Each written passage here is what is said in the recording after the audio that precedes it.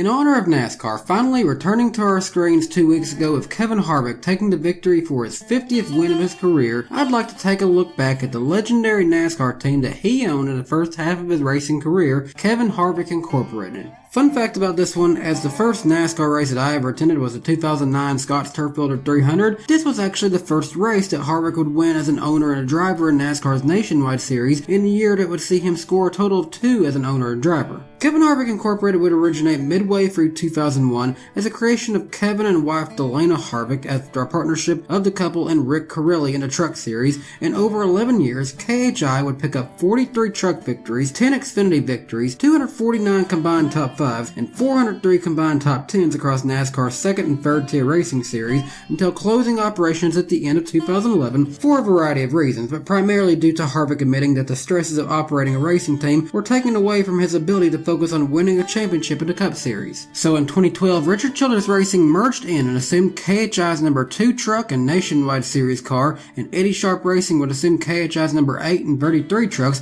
while Harvick would in fact go on to win that Cup Series championship in 2014 and would compete in the Championship 4 in every season since adapting to this playoff format aside from 2016. So I believe it is safe to say that Kevin Harvick ended up being just fine not owning a team anymore. However, his team did provide NASCAR fans with many years of memories to last a lifetime, so let's take a look back at the history of Kevin Harvick Incorporated, starting in the Truck Series with their most famous truck, number 33, which started as number 6 back in 2001. Early on in the partnership between Harvick and Corelli, Harvick would primarily drive the truck with 5 starts in 2002, resulting in the team's first victory in 2002 at Phoenix International Raceway. And Rick Corelli would also make a handful of starts between the first 2 years as well. However, following 2002, KHI would begin welcoming in other racers such as Ed Berrier, Brandon Miller, and Randy LaJoie, with Harvick still starting in 6 races and scoring another victory at Phoenix in 2003 as well. And by 2004, GM Goodwrench had signed over to be the team's primary sponsor after being Harvick's primary sponsor in the Cup Series for many years, and the team was able to sign Matt Crafton over from 4Sport Racing to drive the 6 truck full-time in 2004, who would score 6 top 5s and 17 top 10s to get a 5th place finish in the point standings that season. However, this would be a 1-year deal as Crafton would go back over to 4Sports,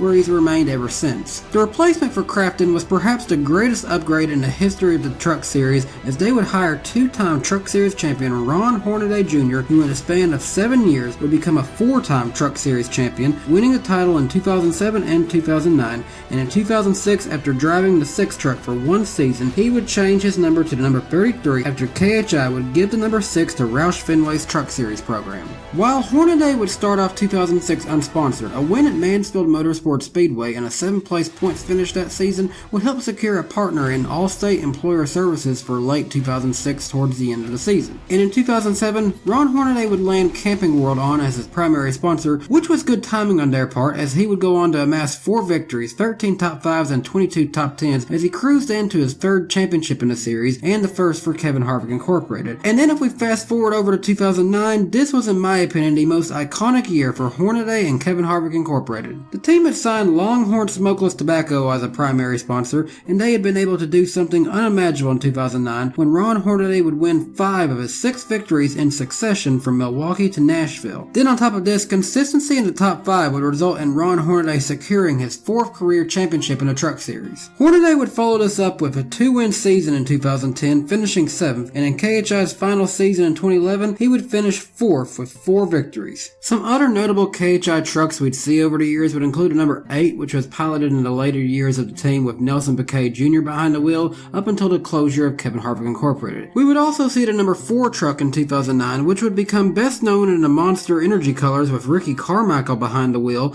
but the 4 truck would see victory lane 2 times in 2009 with Kevin Harvick behind the wheel until Carmichael would carry the number 4 over to turn to Scott Motorsports in 2010. And finally, the number 2 truck for Kevin Harvick Incorporated would sort of become the extra truck for KHI, in which development talent and Chevy Cup Series drivers would compete in when making Truck Series starts. I can recall several victories with this particular entry of Kevin Harvick, Clint Boyer, Elliott Sadler, and even Ryan Newman. In fact, my first Truck Series race was the 2011 race at Bristol, and similar to my first nationwide race, this was also won by Kevin Harvick in the number 2. Now overall, I would say that Kevin Harvick Incorporated and the Truck Series are quite possibly one of the most memorable combos of all time, but their Nationwide Series program was also nothing to scoff at either. So come, let's begin in 2004 when KHI's Busch Series program began, also with the 33 car, essentially KHI's most memorable number. Now, this all started midway in 2004 when Andy Petree Racing with driver Paul Menard shut down midway through 2004, and Harvick would purchase the team and make their debut in the 19th race of the season at Chicagoland with Richard Childress Racing development driver Clint Bowyer as the driver in this race, but it would not start off smooth for Kevin Harvick Incorporated either, as Bowyer would start 40th and finish 42nd after suffering rear end problems. Now, Bowyer would make another start in 2004 where he would finish in 15th at Darlington,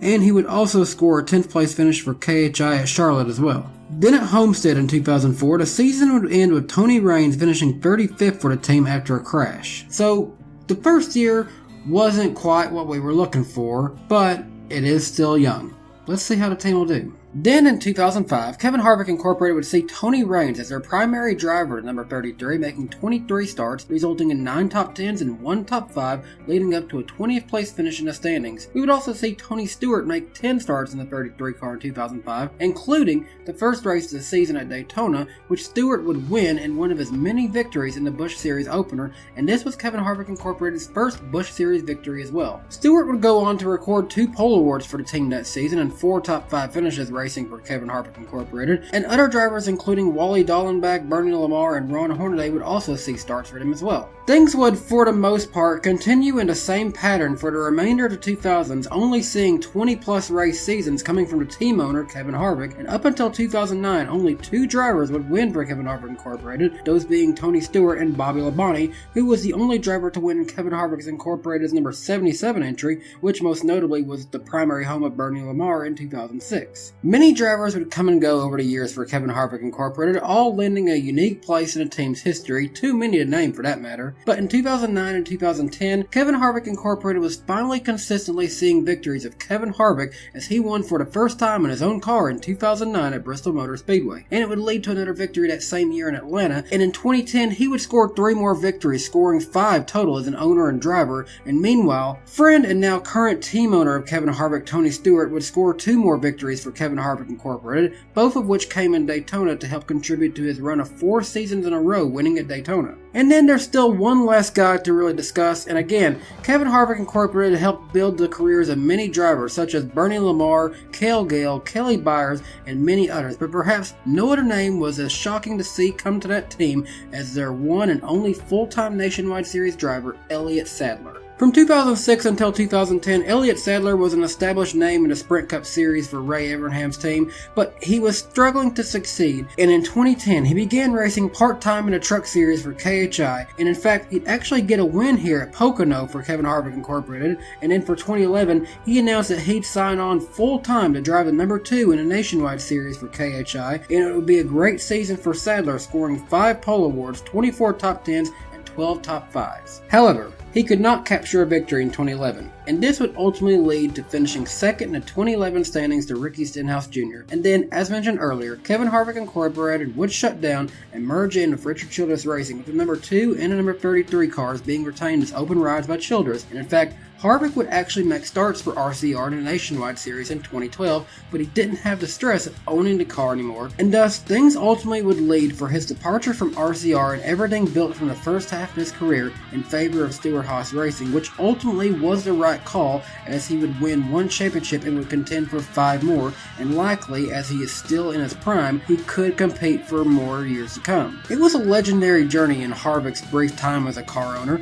but it's one of those cases where in the end it wasn't meant to be, and today Kevin Harvick Incorporated still exists, but in a much different capacity. Today, Kevin Harvick Incorporated operates as a sports marketing and management firm, which includes MMA fighters and current NASCAR drivers. But in the best way that I can run down, and I realize that there is probably a lot that I missed on Kevin Harvick Incorporated, but the truth is that within the rise and fall of them, a lot of people drove a lot of cars for this team, but they will always have a special place in the heart of NASCAR fans. But in the end, no matter what kind of memories we will always remember from KHI, it was just not meant to be for Kevin Harvick to own this team in the long term, and it was probably the best decision that he could make, as it would lead to him winning a Cup Series championship. Thanks for watching. What were your thoughts on Kevin Harvick Incorporated? Do you agree with Harvick's decision to shut down to focus on winning a Cup Series title, or was it a bad call? Let the debate begin down in the comments. Have a suggestion for a team I should cover in the next Rise and Fall? Be sure to suggest it to me in the comments section down below. If you enjoyed the video, well, by this point you know what the like button does. It helps the channel out a lot. If you're new here, I invite you to hit subscribe and turn on notifications so that you'll never miss a new upload, and you can always follow me on Twitter at DannyBTalks and stay rather active on there as well.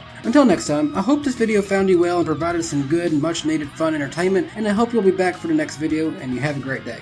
Bye guys.